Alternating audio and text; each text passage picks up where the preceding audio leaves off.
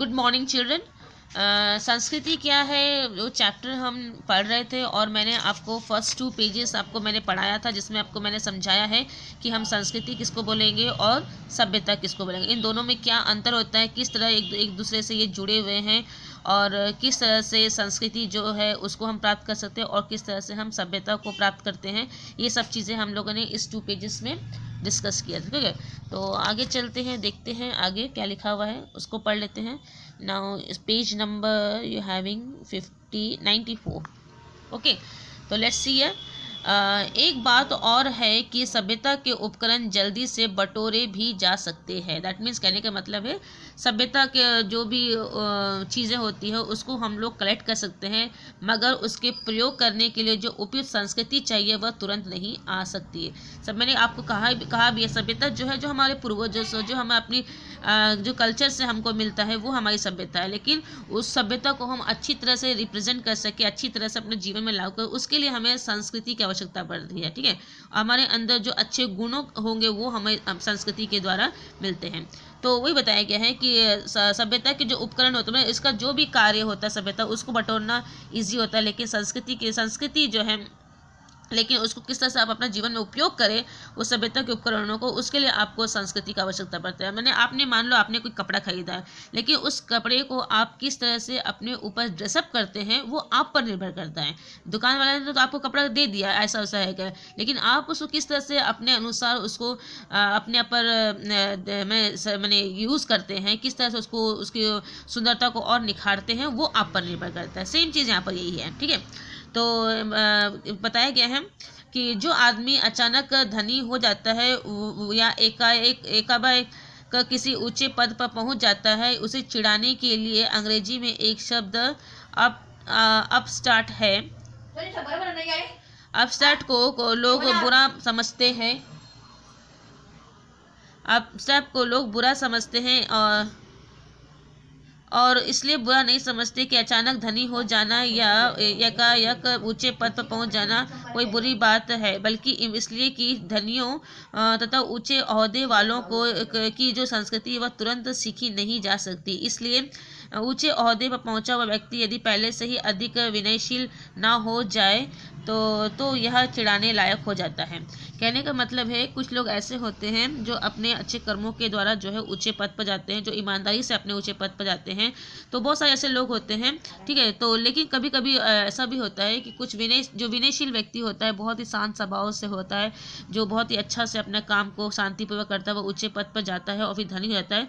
तो उस व्यक्ति को देख कर जो लोगों को इतना विश्वास नहीं होता, ये तो सामान्य व्यक्ति है, ये तो कभी चीटी ऐसा उतनी ऊंचाई तक पहुंच ही नहीं सकता है, लेकिन फिर भी वो ऊंचाई तक पहुंचता है क्योंकि उसने उन गुणों को, उन संस्कृति को, उन सभ्यताओं को पालन करके वो वहां तक पहुंचा है। तो वैसे व्यक्तियों को चिढ़ाने के लिए एक शब्द का अंग्रेजी का एक शब्द अपस्टार्ट बताया गया है, अपस्टार्टेड बताया गया है, तो वह शब्दों का प्रयोग किया जाता है। ठीक है, तो संस्कृति ऐसी चीज़ नहीं जिसकी रचना 10, 20 या 100, आप देखो संस्कृति जो है उसका निर्माण जो है अचानक नहीं हो सकता है। संस्कृति के निर्माण के लिए काफ़ी समय लगता है। संस्कृति एक ऐसी चीज़ नहीं जिसकी रचना 10, 20 या 100, 50 वर्षों में की जा सकती है। अनेक शताब्दियों तक एक समाज के लोग जिस तरह खाते पीते रहते, सहते, पढ़ते, लिखते, सोचते, समझते और राज काज चलाते अथवा धर्म कर्म करते, उन सभी कार्यों में उसकी संस्कृति उत्पन्न होती है। ठीक है, कि लोग कैसा रहते हैं, कैसा अपने कार्यों को पूर्ण करते हैं, कैसा सोचते हैं, कैसा उनका रहन सहन, ये सब चीज़ें जो सालों से होते देन हम एक संस्कृति हमारी बनती है कि हाँ ये चीज़ हमारे लिए अच्छा है, ये चीज़ हमारे लिए ठीक नहीं है, इसे हमें अपने ग्रहण करना चाहिए, इसे नहीं ग्रहण करना चाहिए, ऐसा। ठीक है, उत्पन्न होती है। हम जो कुछ भी करते हैं उसमें हमारी संस्कृति की झलक होती है। यहाँ तक कि हमारे उठने बैठने, पहनने ओढ़ने, घूमने फिरने और रोने हंसने से भी हमारी संस्कृति की पहचान होती है। क्या कहने का मतलब है, जैसे मान लो आप कोई स्टूडेंट्स है क्लास में, ठीक है, वो कैसा बिहेव कर रहा है, टीचर से कैसा बात कर रहा है, उसके शब्द कैसे हैं, वो इस बात से पता चलता है कि उसके घर का इन्वायरमेंटल कैसा है, उसके आसपास के इन्वायरमेंटल कैसा है, माने वो किस संस्कृति में रह रहा है, किस परिवेश में रह रहा है। ठीक है, यदि उसके बातों में या उसके जो कहने का जो तरीका है वो काफ़ी पोलाइटली, मतलब उसकी संस्कृति काफ़ी सभ्य है, और जो काफ़ी रफ टाइप से बोलते हैं उसकी संस्कृति थोड़ी सी गड़बड़ है। ठीक है, तो इस तरह संस्कृति जो है हमारे व्यक्तित्व को, हमारी पर्सनालिटी को भी बताते हैं कि हम किस वातावरण में रहते हैं। ठीक है, असल में संस्कृति जिंदगी का एक तरीका है और यह तरीका सदियों से जमा होकर उस समाज में छाया रहता है जिसे हम जन्म लेते हैं। तो संस्कृति समाज में है, समाज में व्याप्त है, हम ही लोग ने बनाया है संस्कृति अपने अच्छे कर्मों को देना, फिर उसको समाज में लेके आएंगे ताकि सभी लोग उसको सीख सके, उनको अपना सके। सब लोग चाहते हैं कि वो अच्छी चीज़ों में ही रहे, लेकिन कभी कभी ऐसा होता है कि हम ना चाहकर भी बुरी चीज़ों को अपने अंदर ले लेते हैं। ठीक है, तो इसका मतलब ये नहीं कि आप सुसंस्कृत नहीं है, आप संस्कृत है, लेकिन समय परिस्थिति ऐसी थी कि आप उस दिशा में मुड़ गए। लेकिन आपकी अच्छी संस्कृति जो है आपको उस दिशा से वापस सुसंस्कृत तक लेके आने में भी आपकी हेल्प कर सकती है। ठीक है, इसलिए जिस समाज में हम पैदा हुए और अथवा जिस समाज में मिलकर हम जी रहे हैं उसकी संस्कृति हमारी संस्कृति है। यद्यपि अपने जीवन में हम जो संस्कार जमा करते हैं वह हमारी संस्कृति का अंग बन जाते हैं। हम जैसा अपने आप को ढालते, जैसा हम रहते हैं, देखो हमारे घर में क्या, हमारी संस्कृति क्या है, हमारा जो हिंदी संस्कृति ये बोलता है कि हमें बड़ों का आदर करना चाहिए, छोटों को प्यार करना चाहिए, हमेशा लोगों के प्रति जो है सम्मान की भावना रखनी चाहिए। ठीक है, तो ये सब चीज़ें जो हमारी संस्कृति है तो ये हमें सिखाती है कि हमें किस तरह समाज में रहना चाहिए। ठीक है, और मरने के बाद जब हम अन्य वस्तुओं के साथ अपनी संस्कृति को विरासत में अपने संतानों के लिए छोड़ जाते हैं तो इसलिए संस्कृति वह चीज़ मानी जाती है जो हमारे जीवन में व्यापे हुए है तथा जिसकी रचना और विकास और उसके सदियों के अनुभव का हाथ है। यही नहीं बल्कि संस्कृति हमारा पीछा जन्म जन्म तक करती है। अब मान लो कोई परिवार है, ठीक है, एक परिवार के लिए हम मैंने बहुत सभ्य परिवार है जिसके मैंने घर के हर सदस्य जो है बहुत ही पोलाइटली बोलते हैं। अचानक जो है अगर मान लो उसी परिवार का कोई सदस्य जो सामने आया बहुत अभद्र व्यवहार किया तो हम लोग क्या बोलेंगे, ये बच्चा तो वो उस परिवार का हो ही नहीं सकता, कैसा ये बच्चा हो, इसके घर के लोग तो इतने अच्छे हैं। क्योंकि तो हम लोग सोचते हैं अगर ये इसके घर के लोग ये अच्छे हैं तो मतलब इसके अंदर भी वो वैसे गुण होने चाहिए। ठीक है ना, तो यहाँ पर वही बोला गया है कि विरासत में अपने संतानों को हम देते हैं कि हमें अच्छी चीज़ों को करने की जो प्रेरणा है हमें अपने परिवार से ही मिलती है। जन्म जनता तो और हमारे साथ चलती रहती है।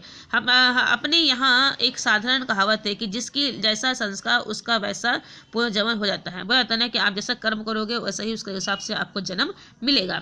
जब हम किसी बालक या बालिका को बहुत तेज पाते हैं तो हम अचरज कर सकते हैं कि यह पूर्व जन्म का सरोकार है, संस्कार है। संस्कार या संस्कृति अमल में शरीर का नहीं आत्मा का गुण है, और जबकि सभ्यता की सामग्रियों से हमारा संबंध शरीर के साथ ही छूट जाता है। ठीक है, तो संस्कृति क्या है, हमारे गुण है जो मरने के पश्चात भी हमें जो है इस दुनिया में जीवित रहती है। लेकिन सभ्यता क्या है, जैसे सभ्यता जो आपका ऊपरी भाव है, जो आप कैसा कपड़ा पहन रहे हैं, जो आपको मैंने जो भी आपको अपने रीति रिवाजों से अपने पूर्वजों से मिला वो है, वो तो मरने के पश्चात उस सब चीज़ को देखा नहीं जाएगा ना कि आपने कितना कुछ पालन किया नहीं किया, लेकिन आपके जो अच्छे गुण है उसको देखा जाएगा। जब भी हमारी संस्कृति का प्रभाव हमारी आत्मा के साथ जन्म जन्मांतर तक चलता रहता है। आदिकाल से हमारे लिए जो काव्य और दर्शन रचते आए हैं, चित्र और मूर्ति बनाते आए हैं, वे हमारी संस्कृति के रचयिता हैं। तो मैंने जो हमारे लिए काव्य लिखते हैं, बहुत सारे धर्म लिखते हैं, हाँ, तो हम लोग ये मानते हैं कि इन्होंने ही हमारी संस्कृति का निर्माण किया है। आदिकाल से हम जिस रूप में शासन करते चलाते आए हैं, पूजा करते आए हैं और मंदिर और मकान बनाते आए हैं, नाटक और अभिनय करते आए हैं, बर्तन और घर के दूसरे सामान बनाते आए हैं, कपड़े और जेवर बनाते आए हैं, शादी और श्राद्ध करते आए हैं और त्यौहार मनाते आए हैं, अथवा परिवार पड़ोस और संसार के दोनों या दुश्मनी का जो भी सुलग करते आए हैं, यह सब हमारी संस्कृति का ही अंग है। तो सब क्या हमारी संस्कृति है। संस्कृति के उपकरण हमें पुस्तकालय या संग्रहालय, नाटकशाला या सिनेमाघर में नहीं बल्कि हमारे राजनीतिक और आर्थिक संगठन में ही होते हैं, क्योंकि उस पर ही हमारी रुचि और चरित्र की छाप पड़ती है। अगर आप राजनीतिक में आए और अपने अच्छे कर्म किए बिना किसी स्वार्थ भाव से काम करें तो उसका मतलब आपकी संस्कृति अच्छी है, और केवल पैसों के लिए राजनीतिक में आए तो फिर मतलब वो आप स्वार्थी हो गए आप। ठीक है, संस्कृति का स्वभाव या वह आदान प्रदान से बढ़ती है। आप जिसको अब अच्छा गुण दोगे तो वो खुद स्वयं सीखेगा फिर दूसरों को बढ़ाएगा, तो ये सब आदान प्रदान से बढ़ती हैं। जब भी दो देश वाणिज्य, व्यापार अथवा शत्रुता या मित्रता के कारण आपस से मिलते हैं तब उनकी संस्कृति एक दूसरे को प्रभावित करती है। निश्चित रूप से कि हम भारत की संस्कृति जो है फॉरेन में पसंद की जाती है, फॉरेन की कुछ संस्कृति को हम लोग यहाँ पर पालन करते हैं, तो निश्चित रूप से दूसरे देश की संस्कृति भी एक दूसरे देश पर प्रभाव डालती है। ठीक उसी प्रकार जैसे दो व्यक्तियों की संगति का प्रभाव दोनों पर पड़ता है। संसार में शायद ही ऐसा कोई देश हो जो दावा कर सके कि उस पर किसी अन्य देश की संस्कृति का प्रभाव नहीं पड़ता है। तो सभी पर जो है इसका प्रभाव पड़ता है। इसी प्रकार कोई जाति भी यह नहीं कह सकती कि उस पर किसी दूसरी जाति का प्रभाव नहीं पड़ता है। माने एक जाति पर दूसरी जाति का भी प्रभाव पड़ता है। ठीक है, ये क्योंकि हम लोग रह रहे हैं, देख देख के सीखते हैं, देख देख के चीज़ों को ग्रहण करते हैं और उन चीज़ों को फिर अपनाने लगते हैं। तो जैसा हमारा वातावरण होता है इसी तरह से हम अपने आप को ढाल लेते हैं। ये जो है हमारी सभ्यता है और जो हम अच्छे गुणों को सीख पाते हैं वो हमारी संस्कृति है। तो मैं आज यहीं तक रख रही हूँ, सिर्फ एक पेज बचा है तो मैं उसे नेक्स्ट क्लास में कंप्लीट करूँगी। आप पढ़िए, देखिए, यदि कोई प्रॉब्लम होता है तो मुझे इन्फॉर्म कीजिएगा। Okay, thank you.